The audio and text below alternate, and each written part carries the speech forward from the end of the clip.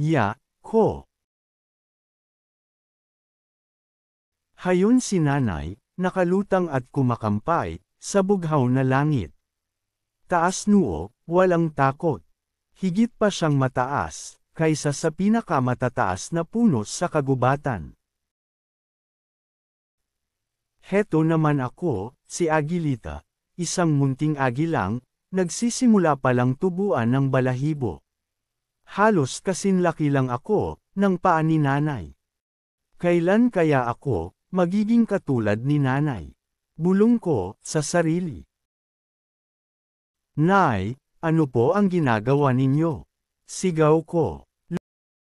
Lumilipad ako anak. Gusto kong makita mo kung paano lumipad, dahil malapit mo na itong gawin, sabi niya. Natakot ako sa sinabi ni nanay. Hindi ko po iyan nay, ang sabi ko. Kakayanin mo, Agilita, sabi niya. Nakatira kami ni nanay sa isang pugad, na nasa pinakamataas na sanga, ng isang punong kahoy sa malawak na kagubatan. Napakasaya ko sa pugad na ito. Alagang-alaga kasi ako ni nanay. Agilita, anak, may dala akong isda. Halika, kainin mo.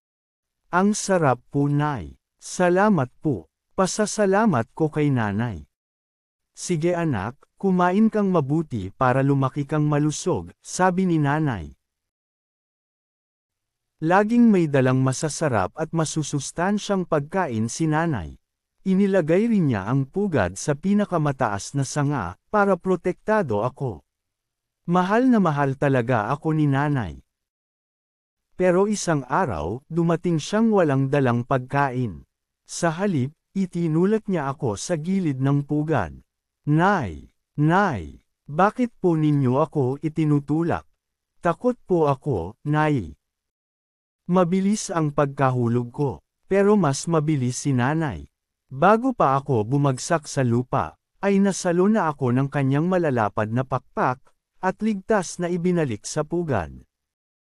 Halos araw-araw itong ginagawa ni nanay sa akin, hanggang sa mawala ang takot ko dahil alam ko na sasaluhin niya ako.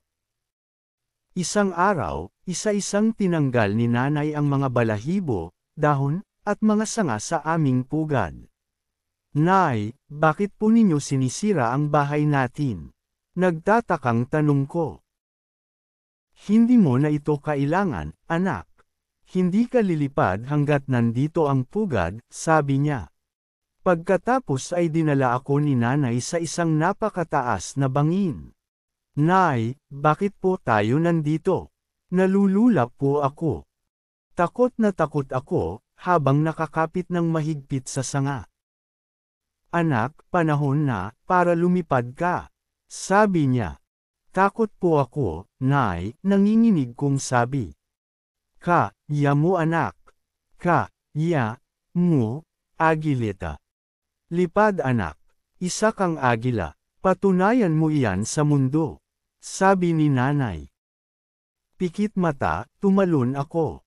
Ikinampay ko ang aking mumunting pakpak. Bumubulusok ako. Pero, hindi ako nagpadala sa takot.